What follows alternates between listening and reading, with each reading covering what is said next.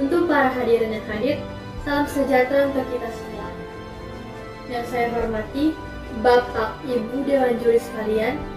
Perkenalkan, nama saya Cindy Tarisya Baruginting.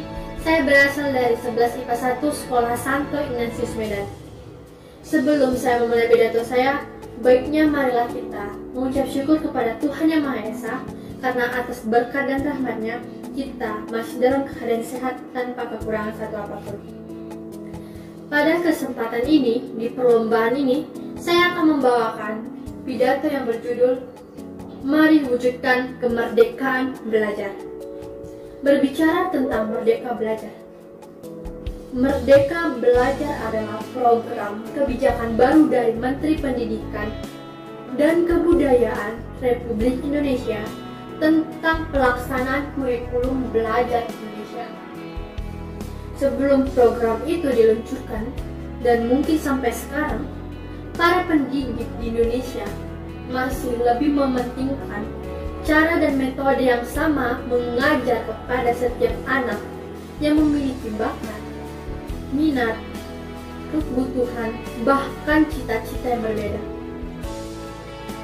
Dan mungkin sampai sekarang, para pendidik di Indonesia lebih mementingkan angka-angka di rapot daripada nilai kejujuran. Di hal pertama ini, saya lebih akan menekankan tentang cara pendidikan di Indonesia yang lebih mementingkan keseragaman daripada keberagaman. Oke, saya, anak bangsa Indonesia, berpendapat bahwa pendidikan keseragaman itu membuat kami tidak yakin kami berbeda dengan yang lain. Membuat kami hanya mempunyai mimpi sebatas tinggi tangan kami saat menjawab pertanyaan dari guru. Ditambah lagi, orang-orang tua di Indonesia masih lebih mementingkan pendidikan keseragaman itu. Survei mungkin membuktikan 90% orang-orang tua di Indonesia menilai kecerdasan dan kesuksesan anaknya dari nilai-nilai angka raport yang mereka miliki. Menilai kesuksesan anaknya dari gelar yang dia dapat. Sebenarnya itu salah. Bahkan Albert Einstein, orang jenius saja pernah bilang, setiap anak adalah jenius. Jika kamu menilai seekor ikan dari cara dia memanjat pohon, maka selamanya dia akan merasa bodoh. Tapi kenyataannya, banyak dari orang tua di Indonesia masih menekankan nilai ujian dan berkata bodoh saat anaknya tidak mendapat nilai sesuai yang mereka inginkan. Jahatnya pendidikan di Indonesia tadi seperti sedang mencetak seluruh anak bangsa Indonesia seperti robot dalam bentuk yang sama. Pendidikan di Indonesia tadi tidak hanya menyuruh ikan untuk memanjat pohon, tetapi menyuruh dan mengajarkan mereka untuk cara turun dari pohon itu. Tahukah kalian, kami, anak-anak bangsa Indonesia, karena sistem seperti itu, kami tidak yakin kami memiliki bakat yang hebat dalam diri kami. Sampai sekarang kami tidak tahu hobi yang kami miliki dan bakat yang kami sangat luar biasa dalam miliki kami. Membuat kami hanya memiliki mimpi sebatas lingkup kelas kami. Membuat kami merasa tidak percaya bahwa semuanya yang berbeda adalah salah. Tapi kenyataannya, di dunia pekerjaan, sebenarnya adalah pekerjaan paling menyenangkan adalah hobi yang dibayar. Benar bukan? Saat kita punya hobi, kita udah minat dan bakat itu tambah dibayar lagi, itu mungkin pekerjaan yang sangat lebih menyenangkan daripada pekerjaan yang dipaksa dari keseragaman itu. Tapi apa dayanya, kami diajarkan dari kecil dan sampai sekarang untuk mengikuti arus, mengikuti kurikulum yang ada, mengikuti semuanya. Seperti seorang ikan berenang mengikuti arus air. Tapi kenyataan yang ada hanya ikan mati yang mengikuti arus air. Jika keseragaman itu benar, coba kita perumpamakan. Ada 4 jenis hewan, yaitu ada seekor monyet, burung merpati, serigala, dan ikan. Kita suruh mereka mengambil satu buah apel dari pohon tersebut dan membawanya kepada kita. Dari keempat hewan ini, yang dipastikan bisa mengambil dan membawanya kepada kita adalah seekor monyet. Karena dia punya segalanya, dia bisa mengambil, dia bisa membawa. Tapi apa dayanya dengan 3 hewan ini?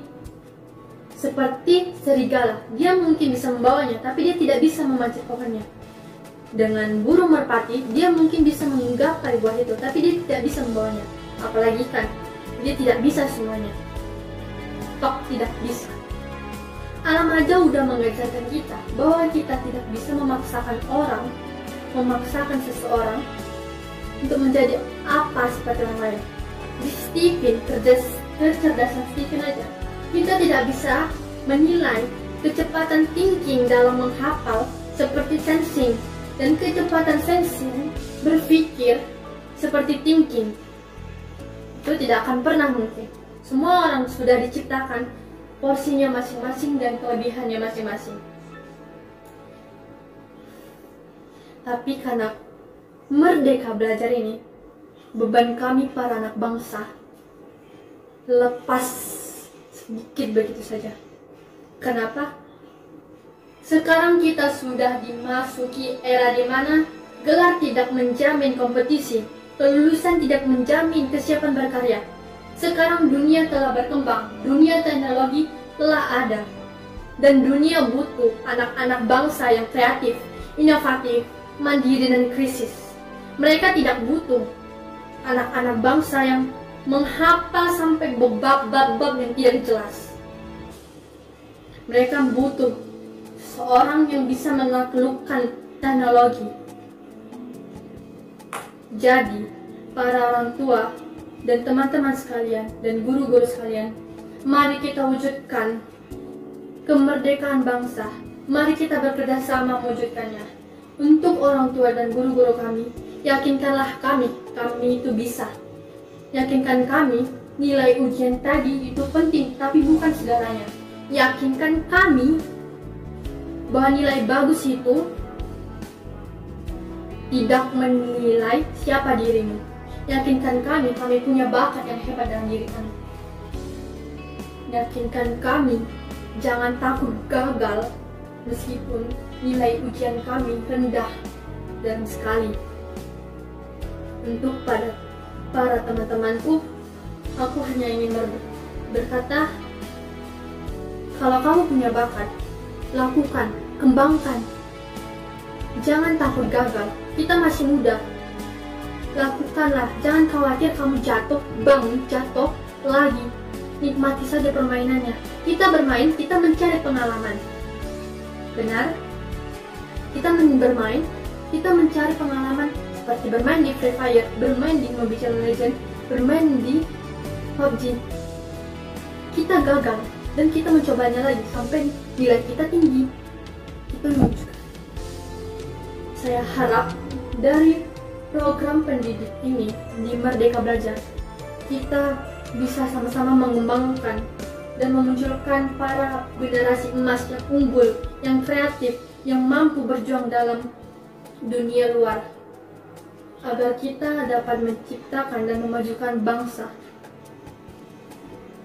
Bangsa dapat dimajukan dari diri kita, bermulai dari kita, bukan orang lain. Demikianlah pidato yang bisa saya sampaikan. Semoga pidato yang saya sampaikan bermanfaat untuk kita semua.